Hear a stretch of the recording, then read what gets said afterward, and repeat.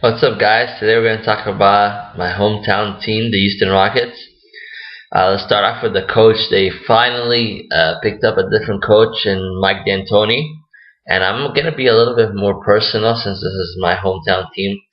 I didn't like the addition of Mike D'Antoni. I know that they want to run a faster offense, but we've been getting killed on defense, and our offense hasn't been the issue. So I'm not sure what he's going to bring. To me, he failed to be successful with a core of Steve Nash, Kobe, Meta, Paul Gasol, and Dwight Howard.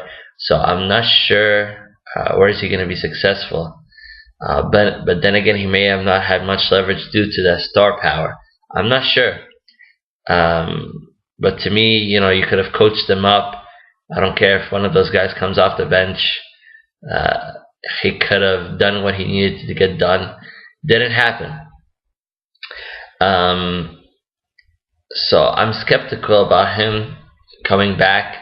We've been needing a good defensive coach. Tom Thibodeau and Frank Vogel were both out there. Rockets passed on both. We'll get to the defense part in a second. They did add Ryan Anderson, Eric Gordon, Nene, Pablo, who I believe was Chiano Onaku, Zhao Q from China, and Tyler Ennis, who we picked up from the Milwaukee Bucks and traded off Beasley, which I didn't like either. I don't like that they traded off Beasley, who could have been another great scoring threat. For a point guard. I don't like that we let Terrence Jones just walk off when we could have just signed him for very cheap, just like New Orleans did, because I think he's going to have a big year this season and he'll pick it up. But the X factor for these Rockets is the coach that they decided to go with, or Mike D'Antoni decided to go with, that supposedly is going to help their defense, which is Jeff Beslick. Can he make the Rockets defense look good? And we'll talk about that. They had opening night already. The Rockets, have had the talent for the last 5 years to be a top 5 defense. Patrick Beverley is a great defender. Ariza, Dwight Howard, even Harden, if he wants to, can play. They're all elite defenders, but they have not been able to play team defense.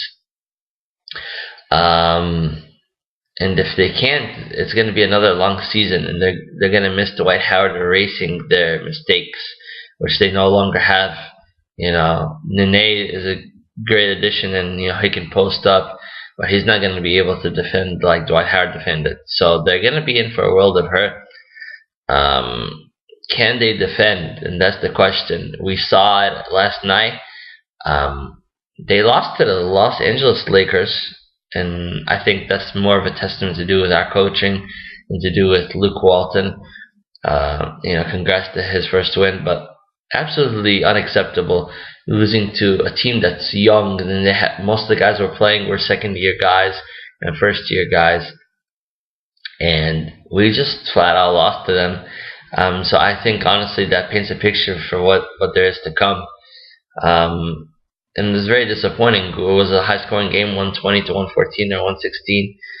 Couldn't really play defense. Sure, we scored points, but they outscored us in our own game, and we're supposed to be the offensive-minded team. So, very poor first game, very poor display. I'm not sure on a Rookie of the Year alert if Sam Dekker didn't play last season at all. He could be up there, but also you gotta look out for Kyle Wiltshire out of Gonzaga. He can light it up from 3-point land. He's a good player. He's very smart. He knows how to play and where to go. If he gets minutes into this rotation, he could put up 10 points a game or so. So look out for him. I had Pat Beverley or KJ McDaniels for sixth man. As you know, Pat Beverley is having knee surgery. Not sure how long he's going to be out. Will the Rockets make the playoffs?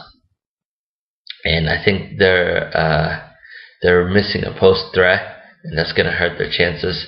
And especially if Eric Gordon or Ryan Anderson can't stay healthy, you can kiss the Rockets' playoff chances goodbye, throw them out the window. I mean, they couldn't beat the Lakers, who have mostly first and second year guys playing, and they struggled. So if one of those guys gets injured, which was another in my opinion, one of not the smartest acquisitions, because neither have a good history of playing a lot of games, but especially Eric Gordon. They're going to run into a bunch of issues. I had them as a 7th or 8th seed. Their biggest factor is if they can haul in a big mid-season trade, like a guy that can score 20 plus points to the team, they can be in the top 4 in the West. But regardless, they can be in the top 4. They can be the number 1 seed for all I care. If they can fix this defense, and if they play like they play against the Lakers, they're not going anywhere. They're not making first round exit. They'll be making a first round exit. The most frustrating thing about this Rockets team, from both a personal standpoint and just from an observational standpoint, is 3 or 4 years ago they've had the bench. They were deep, very deep.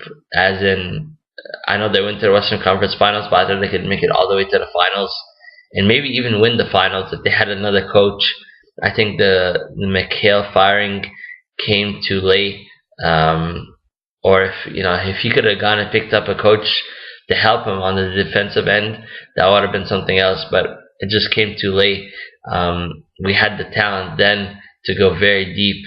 Not so much now for the Rockets this season. These guys they have a decent bench, but it's not really anything great. It's in the middle of the pack. These guys are going to make the playoffs, but nothing else, unless they can fix that defense. If they can fix the defense and swing a mid-acquisition, mid-season trade, then that changes things. But until that time, I think they're going to suffer. 7th or 8th seed it is for these Houston Rockets.